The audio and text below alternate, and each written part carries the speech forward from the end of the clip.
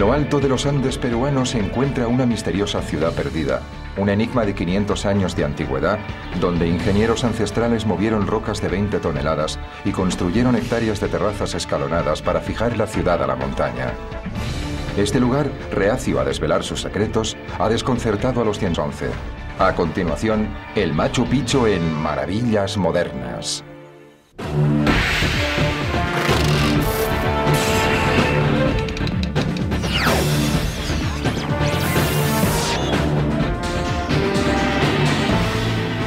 Maravillas Modernas.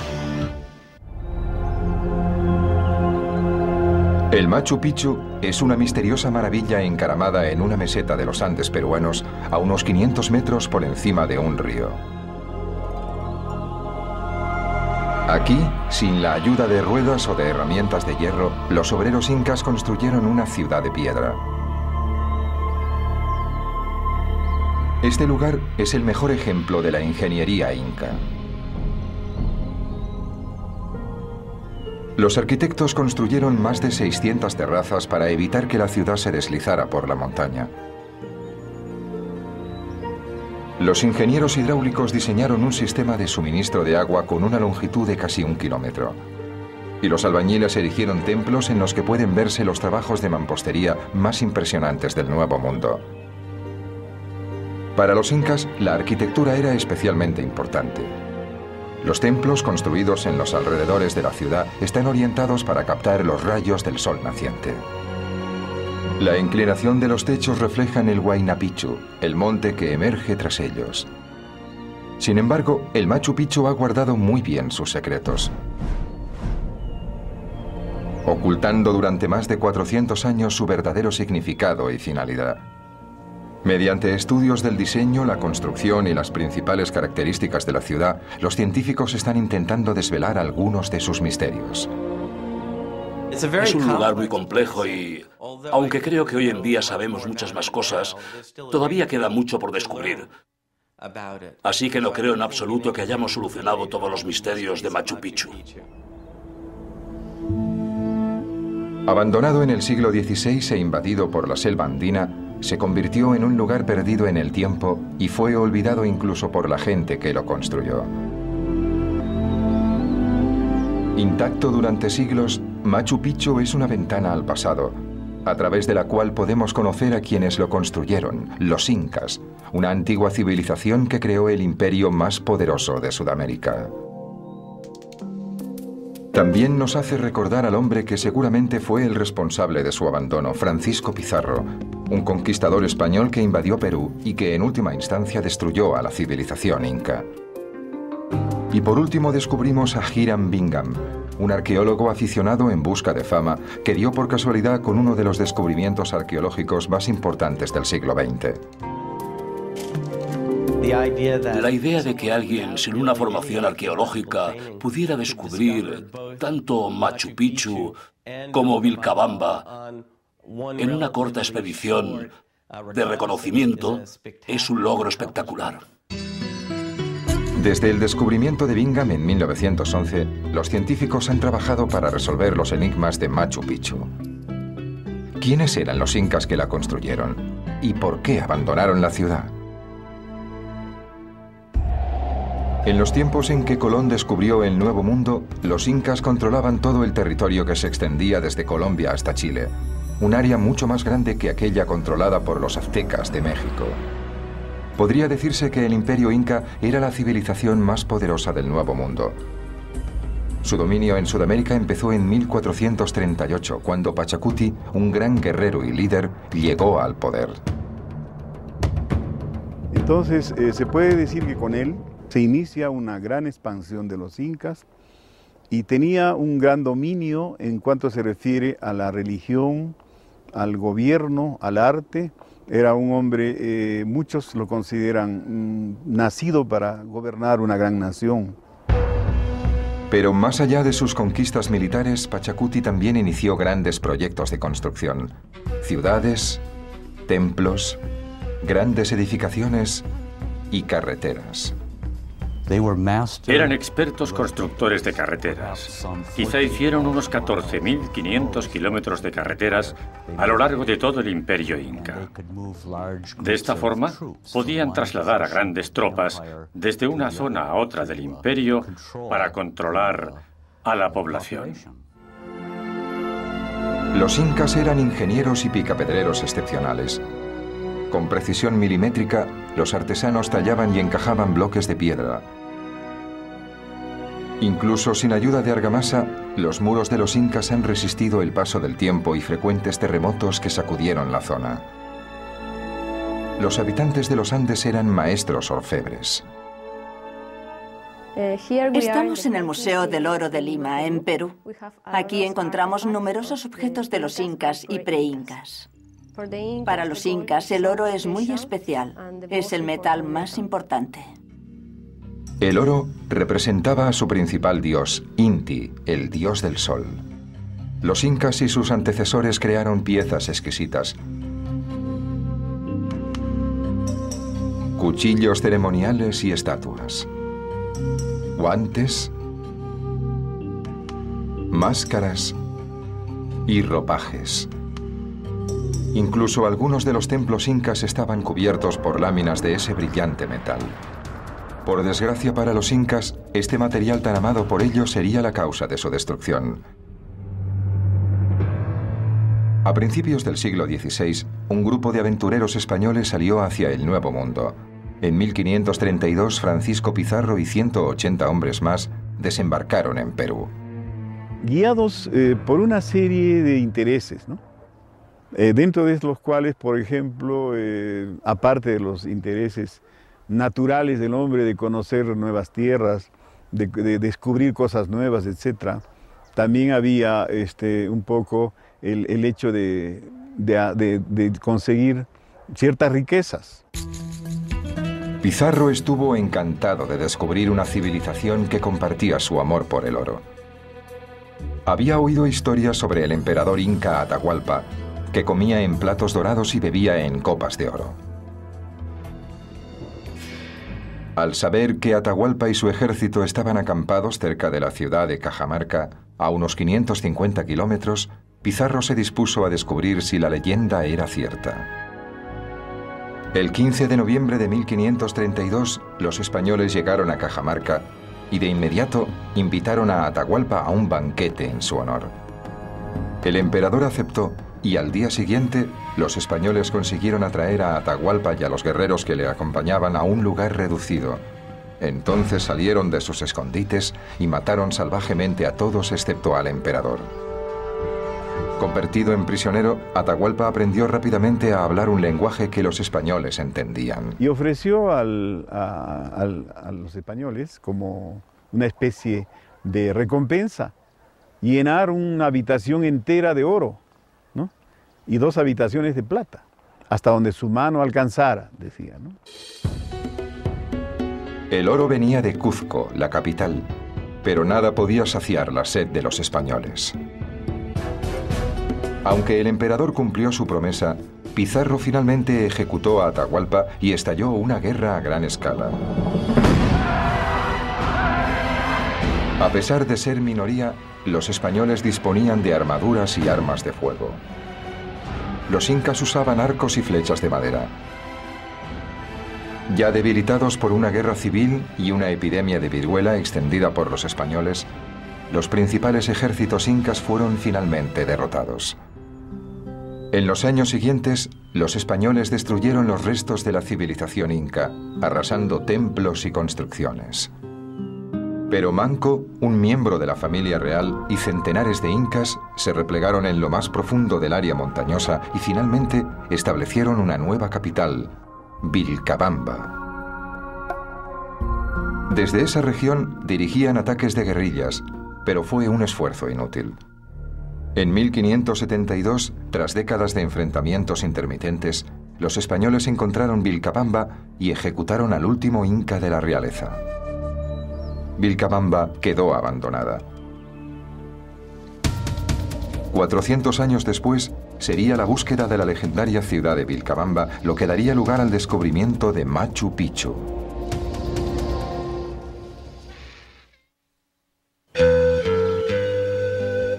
Durante siglos, Machu Picchu estuvo oculta al resto del mundo.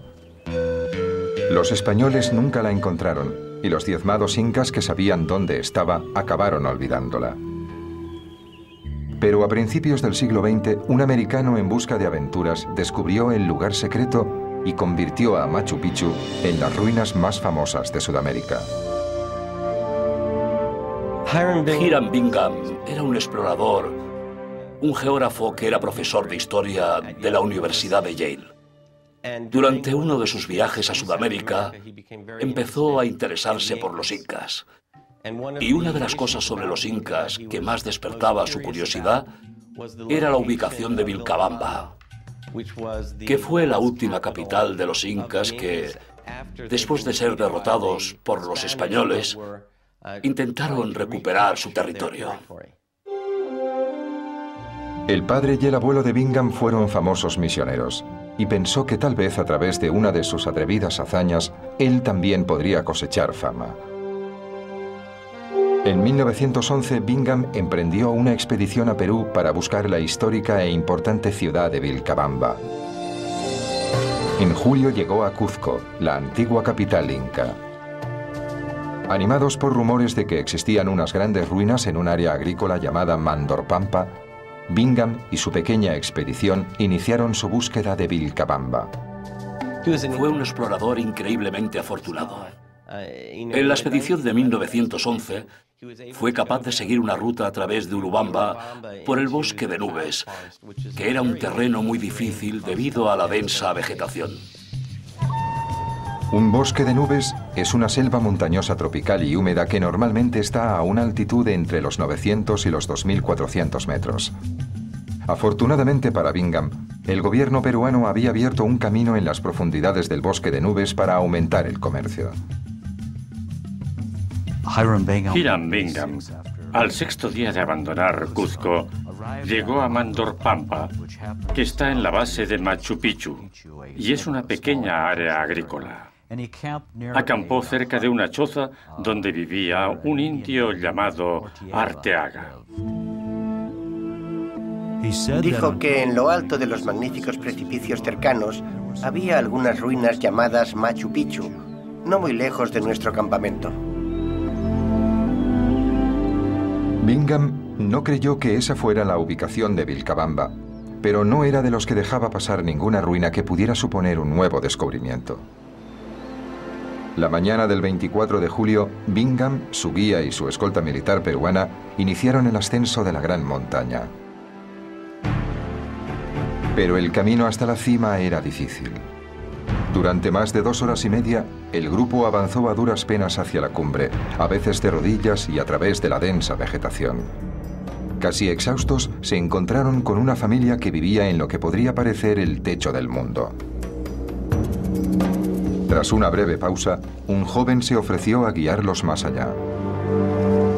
Lo que había un poco más lejos entusiasmaría al mundo y sería el hecho en el que se basaría la fama de Bingham. Al cruzar estas terrazas, entré en una selva virgen y de repente me encontré en un laberinto de bonitas casas de granito. A pesar de que la maleza, sin cortar durante siglos, ocultaba el verdadero esplendor del lugar, Bingham pasó horas haciendo fotos y un mapa improvisado. A las 5 de la tarde, inició el regreso al campamento. Pero no se dio del todo cuenta de lo importante que era aquel descubrimiento. De hecho, ni siquiera volvió al día siguiente para llevar a sus amigos y mostrarles las ruinas. Creo que, en ese momento, pensaba que solo lograría la fama si descubría Vilcabamba, así que estaba ansioso por continuar. Durante los siguientes 3 meses, Bingham exploró otros lugares, pero ninguno tan impresionante como Machu Picchu. Acabó convenciéndose de que el lugar era más importante de lo que inicialmente pensó. Bingham volvió a los Estados Unidos con muchas fotografías y una pregunta clave: ¿para qué se construyó Machu Picchu? Con la ayuda de sus extraordinarias fotos, en menos de un año consiguió fondos para otra expedición.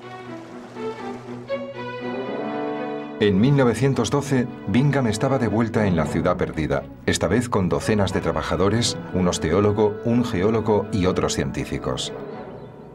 Sin embargo, Machu Picchu no se mostraba dispuesta a desvelar sus secretos. El primer objetivo del equipo era despejar de maleza el lugar. Pronto, los arqueólogos empezaron a excavar. Bingham estaba impaciente por encontrar restos humanos y las posesiones que hubiera enterradas junto a ellos. Tras una frustrante semana, descubrieron la primera cueva funeraria. Luego otra y otra. Al final, localizaron 100 tumbas. Bingham encontró esqueletos, cerámicas, herramientas de piedra e incluso cuchillos de bronce. Y esperaba que los objetos revelaran algo sobre la finalidad de ese lugar. Después de examinar los huesos, George Eaton, el osteólogo del equipo, concluyó que la gran mayoría de los cuerpos enterrados eran de mujeres. Cuando Bingham leyó esas cifras dijo, bueno, si hay tantos esqueletos de mujeres, tal vez Machu Picchu sea un lugar donde vivían las mujeres elegidas. Bingham estaba familiarizado con lo que los incas llamaban vírgenes del sol, ciertas mujeres escogidas para llevar vidas estrictamente religiosas y separadas de los hombres para asegurar su castidad. Quizá eso fuera un convento para las vírgenes del sol. Esa teoría intrigaba a Bingham, pero solo fue una de las muchas que planteó. Este es el Templo de las Tres Ventanas, claramente uno de los más importantes y una de las áreas más sagradas de Machu Picchu. Hiram Bingham vio este templo y sus 3 ventanas y lo utilizó para formular toda una teoría según la cual Machu Picchu era el lugar de origen de los incas y las 3 ventanas representaban las 3 cuevas de las que emergieron los legendarios hermanos Ayar, los 3 fundadores del Imperio Inca. En 1913, el National Geographic publicó la historia de Bingham y más de 100 de sus fotos. El reportaje cautivó a los lectores, haciendo famosos tanto a Bingham como a la misteriosa ciudad. Más tarde, Bingham entró en la política y se convirtió en senador de los Estados Unidos. Aunque se forjó una notable carrera en Capitol Hill, fue su descubrimiento en la montaña peruana lo que lo inmortalizó. Bingham publicó numerosos libros sobre Machu Picchu, donde exponía varias teorías. ¿Era la ciudad el lugar de nacimiento de los incas? ¿Su último enclave? ¿O un santuario para mujeres elegidas? Hiram Bingham murió en 1956 sin saber la verdad oculta tras este sorprendente descubrimiento. Quien quiera que escogiera la ubicación de Machu Picchu no pudo elegir un lugar más imponente o que supusiera un mayor desafío. La ciudad está peligrosamente encaramada en una meseta entre los montes Huayna Picchu y Machu Picchu. Es una pendiente escarpada situada a unos 500 metros por encima del río. Diseñar y construir algo de tal magnitud en este remoto lugar fue una tarea monumental. Se necesitaron miles de trabajadores para despejar el lugar, poner los cimientos, construir terrazas y erigir las edificaciones.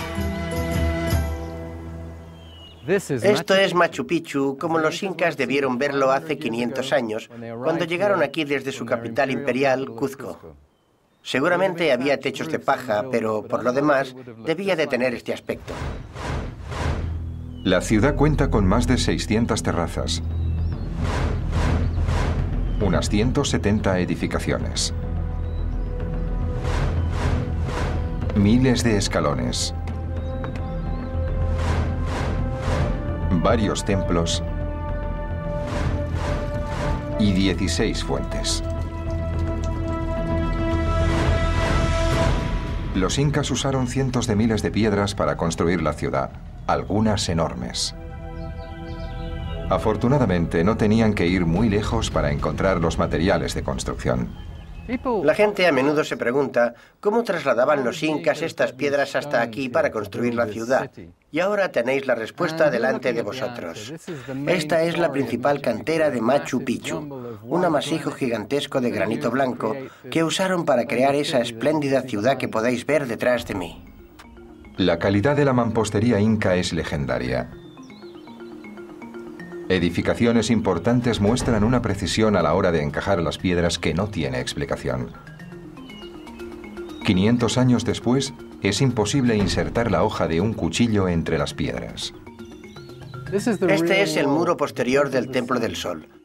Probablemente el templo más importante en Machu Picchu y, como corresponde, el muro más magnífico de todo el lugar.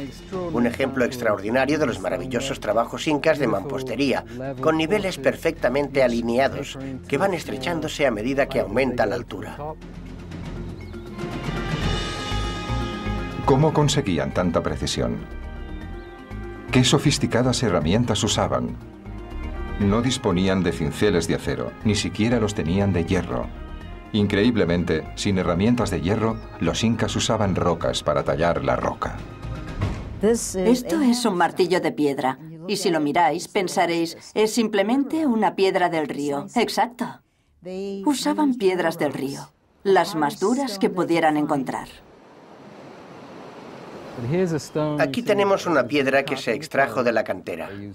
Usaban martillos de piedra, piedras del río muy duras para golpear la roca. Algunas de las rocas con las que se trabajó en Machu Picchu eran muy grandes, y este es un martillo de piedra también grande, que debieron usar para desprender grandes trozos de piedra. Debían de usarlo entre 2 personas. Esta piedra igual pesa más de 13 kilos y proviene del río. Así que alguien debió transportarla en su espalda hasta Machu Picchu. Algunas de las rocas más enormes utilizadas en Machu Picchu pesan más de 20 toneladas. ¿Cómo las movieron? Vince Lee, un entusiasta de la arquitectura y la antigua tecnología, cree que tiene la respuesta. En 1998, Lee y varios voluntarios llevaron a cabo un experimento con un bloque de mármol de 13 toneladas. El objetivo era mover la piedra por una rampa con 25 grados de pendiente y luego girarla 90 grados como lo debieron de hacer los constructores de Machu Picchu. Pero Lee quería hacerlo sin utilizar ninguna cuerda. Pruebas anteriores demostraron que rocas muy grandes podían arrastrarse si se disponía de bastantes hombres y espacio para que se pudiera trabajar. Pero en rincones estrechos o áreas reducidas, las cuerdas no servían. Según la teoría de Lee, la piedra debía de colocarse en una especie de trineo de madera que se desplazaría sobre unos raíles de madera. Usando troncos como palancas, los voluntarios esperaban avanzar lentamente. Con un empujón y un gruñido, la roca se movió. El equipo arrastró sin problemas el bloque por la pendiente. Incluso girar la piedra en el extremo de la rampa resultó fácil. Lee cree que los incas usaron la misma técnica. Las edificaciones más importantes dependían de que las rocas encajaran con precisión y de que su enorme peso las mantuviera en el sitio. Pero hay pruebas de que en edificaciones menos importantes usaron argamasa hecha con una combinación de arcilla, tierra y pequeñas piedras. Además del trabajo de mampostería de la ciudad, otra característica distintiva de Machu Picchu es el sistema de terrazas. Las terrazas tienen 2 propósitos. Proporcionaban un lugar para cultivar y también evitaban que la ciudad se deslizara por la montaña. Esta es una terraza bastante típica de Machu Picchu, de unos 2 metros de altura y tiene 3 metros de ancho. Hay cientos de terrazas como esta y son el secreto de por qué este lugar está tan bien conservado e intacto después de 400 años de abandono en la selva. Los incas construyeron terrazas para poder soportar los 2.000 litros de agua por metro cuadrado que dejan las lluvias anuales. Su construcción es lo realmente importante. La terraza se inicia a partir de una gruesa base de roca que proporciona un buen flujo de agua y estabilidad. Por encima de estas piedras se pondrían unas más pequeñas y luego una capa de grava. Después otra de arena y en la parte superior habría una capa fértil de suelo. Esta última tiene un grosor de unos 90 centímetros y se compone de tierra fértil que se trae a propósito y se coloca artificialmente para crear una terraza donde se pueda cultivar. Lo más probable es que este suelo fértil se hubiera transportado desde las tierras que rodean al río, a 500 metros por debajo, cesta a cesta. La construcción estratificada permitía que el agua de lluvia se filtrara suavemente a través de las terrazas. Hasta hace poco, los científicos solo especulaban sobre el tipo de cultivo que debía haberse sembrado para alimentar a la población de la ciudad. Pero a mediados de los 90, a través de muestras de suelo, se demostró que el maíz era el principal cultivo en Machu Picchu, junto a las patatas e incluso los aguacates. En total, Machu Picchu tenía casi 5 hectáreas de tierra en terrazas donde se cultivaba. El hecho de conocer el tipo de alimentos de cultivo y la cantidad de tierra disponible dio lugar a un interesante descubrimiento. Lo que descubrimos es que las terrazas de Machu Picchu no pudieron suministrar los nutrientes adecuados para más de 55 personas. Eso significaba que debía importarse comida. Los científicos calculan que en Machu Picchu vivían de 300 a 750 personas. Pero, ¿de dónde venía la comida? 500 metros más abajo está el gran valle del río Urubamba. Y sabemos que en ese amplio valle también se cultivaba. Las terrazas más bien actuaban de sujeción para Machu Picchu y ayudaban a que la ciudad quedara anclada en la montaña. Sin ellas, las edificaciones se hubieran derrumbado hace mucho tiempo. El enorme esfuerzo de construcción simplemente demuestra lo importante que era la persona que lo construyó. ¿Quién tenía los recursos? ¿Quién construyó Machu Picchu? Desde los cimientos hasta las fuentes, desde las terrazas a los templos, Machu Picchu fue un espectacular logro de ingeniería. Pero antes de empezar su construcción, alguien tuvo que diseñarlo. Quizá los arquitectos sean anónimos, pero su plan revela sus secretos. La ciudad está dividida en un sector agrícola y otro urbano. El sector urbano, que cubre 2 hectáreas, está además dividido en 2 áreas, separadas por una gran plaza. Actualmente, el sector occidental de Machu Picchu es el de los templos más importantes y la zona residencial de los incas. La zona oriental estaba destinada a los sacerdotes y familias que venían de visita, pero ahí también estaban situados los talleres. Los arquitectos incas diseñaron Machu Picchu para que estuviera en simbiosis con la naturaleza y muchos rasgos resaltan el paisaje. Esta es la puerta de entrada principal a la ciudad de Machu Picchu. Y como podéis ver, encuadra perfectamente la montaña de Huayna Picchu. Esto no es una casualidad. En Machu Picchu, la naturaleza hablaba y los incas escuchaban. Los incas veneraban la naturaleza. Ellos adoraban lo que denominaban huacas, rocas, arroyos, manantiales. La tierra estaba llena de un poder sagrado.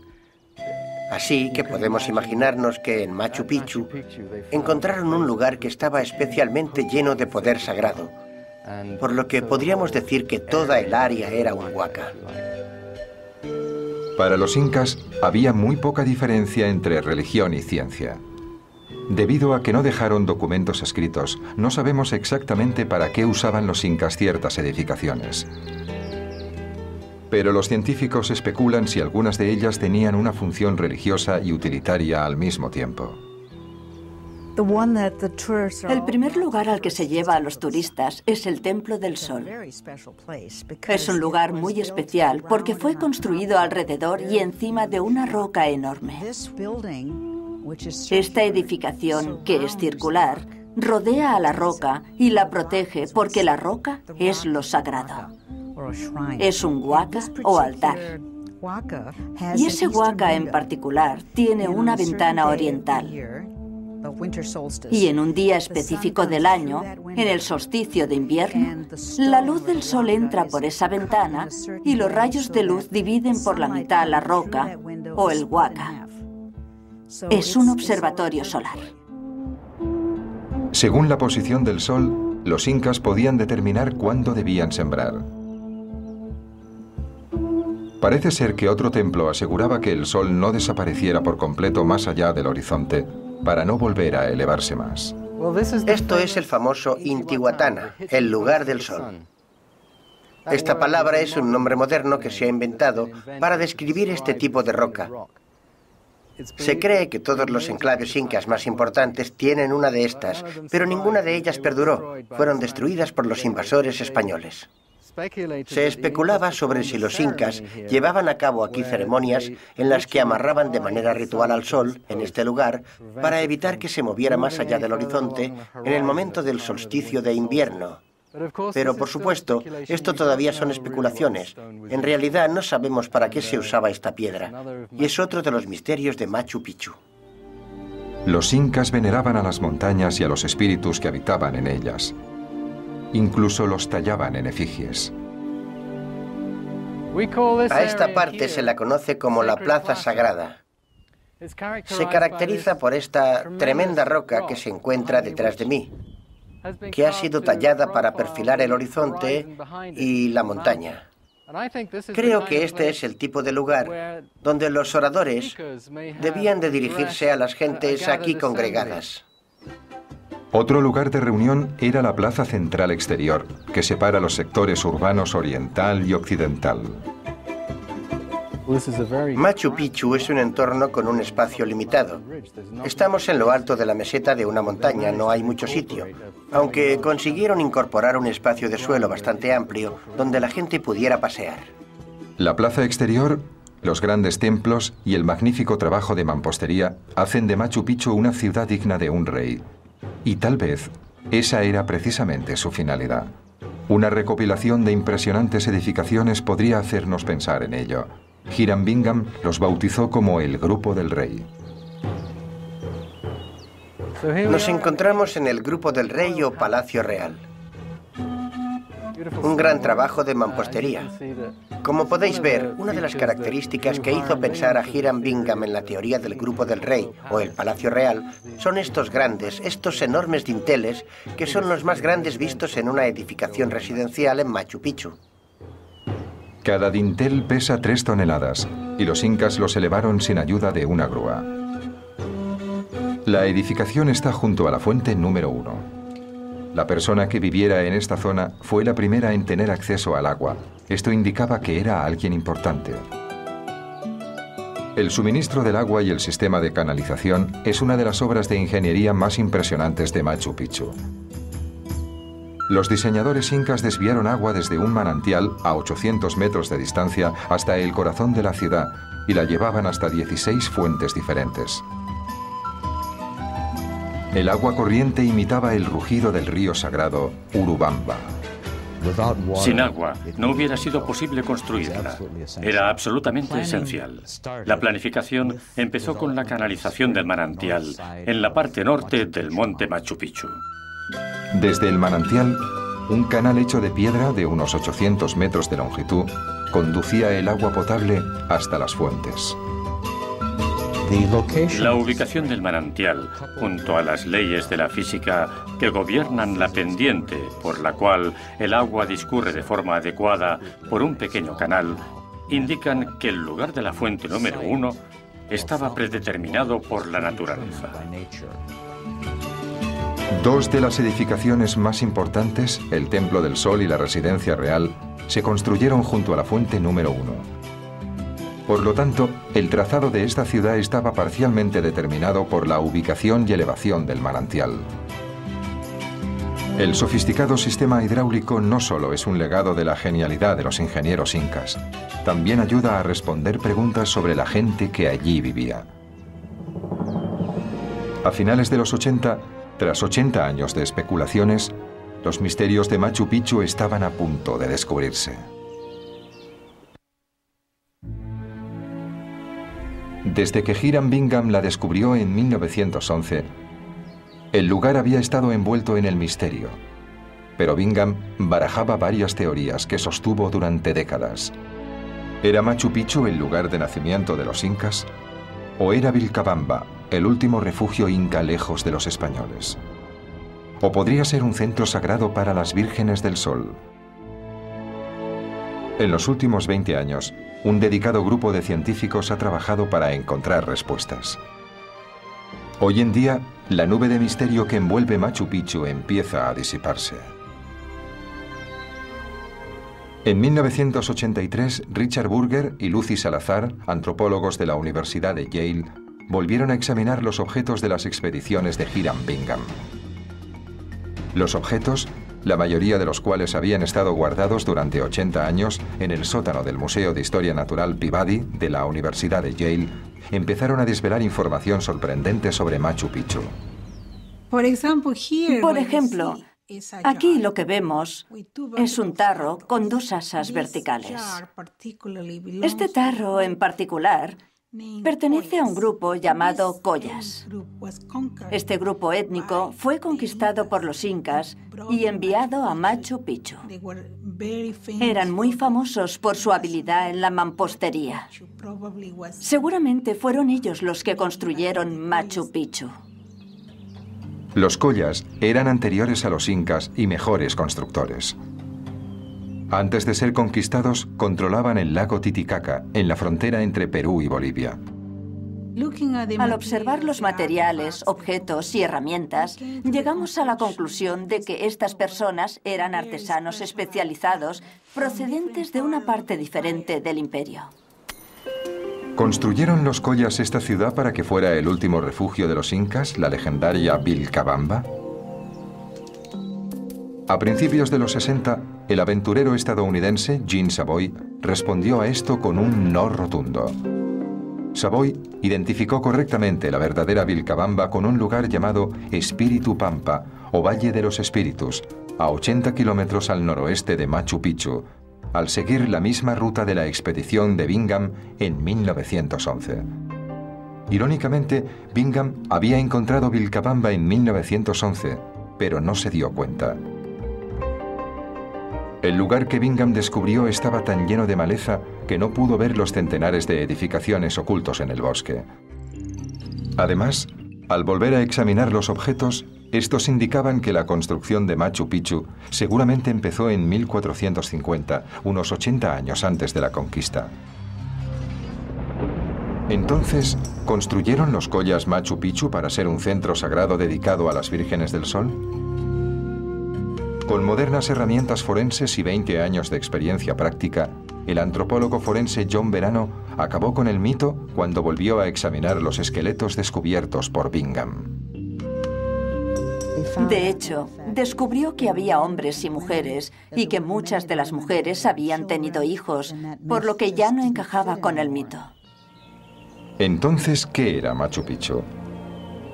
Durante siglos, la respuesta permaneció enterrada en un archivo de Cuzco.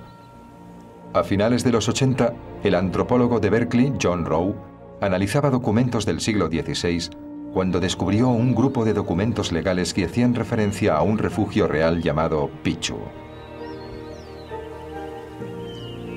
Si se compara con los enclaves conocidos, el refugio llamado Picchu parecía referirse a Machu Picchu.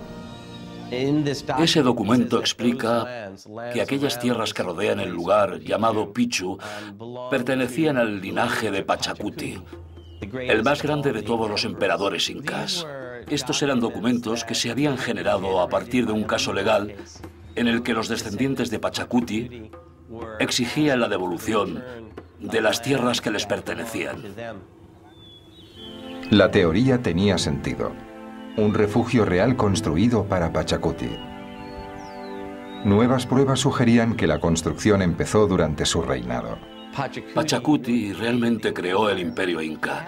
Disponía del poder necesario para atraer a los mayores talentos de la época y a un número ilimitado de trabajadores para crear una obra maestra, esculpir la montaña y crear algunos de los trabajos arquitectónicos más magníficos que el mundo haya visto nunca. Los documentos legales y otros hechos convencieron a Rowe de que Machu Picchu era un refugio o un palacio real. El lugar estaba a varios días andando desde Cuzco y se sabía que los emperadores poseían propiedades reales. A una altura de unos 2.400 metros, Machu Picchu definitivamente es la ciudad en las nubes. Pero sorprendentemente está a 900 metros por debajo de Cuzco, que se encuentra a unos 3.300 metros de altura. Pachacuti podría haber escapado de los fríos inviernos en Cuzco viajando a Machu Picchu, donde el tiempo debía ser más cálido. La nueva descripción de Machu Picchu como un refugio real no reduce sus cualidades místicas. Creo que Machu Picchu era esencialmente un lugar sagrado y religioso que los incas construyeron basándose en su ubicación. Tenemos que recordar que Pachacuti era un guía religioso y espiritual, no solo un líder político, por lo que concuerda con la teoría de que fuera una propiedad privada de Pachacuti y también un importante centro sagrado.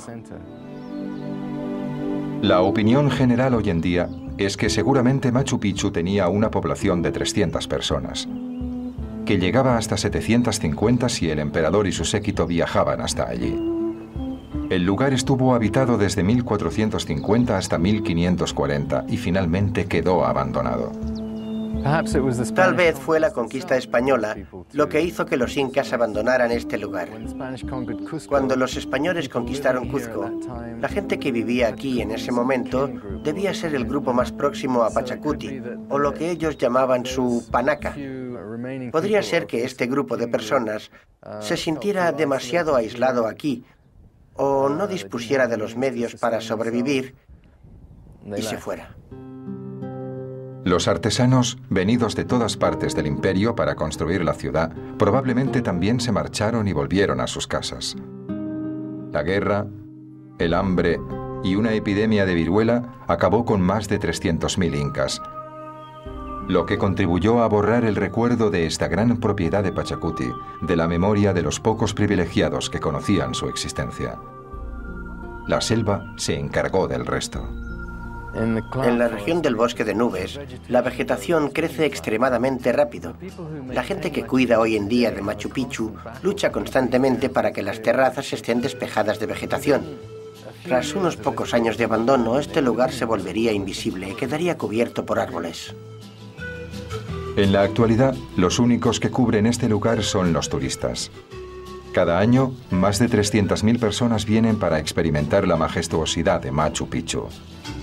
El sobrecogimiento que la gente siente cuando visita Machu Picchu representa de alguna forma su reconocimiento a la antigua cultura peruana. Machu Picchu es uno de los últimos vínculos que han sobrevivido de una gran civilización vencida. Su gente surge de la niebla y nos guía hacia una mejor comprensión de quiénes eran a través de la increíble tecnología. Machu Picchu era un símbolo del poder de un emperador y un puente sagrado entre la humanidad y la naturaleza. La ciencia y la investigación moderna han contestado muchas de las preguntas que nos han intrigado a todos durante cerca de 100 años, desde que Machu Picchu fue descubierto, y sin embargo sigue siendo un lugar misterioso. Todavía nos preguntamos por qué los incas estaban tan preparados y pudieron llegar a construir esta ciudad en un lugar tan remoto. No conocemos las respuestas a todas las preguntas. Machu Picchu todavía es en parte un misterio y tal vez siempre lo será.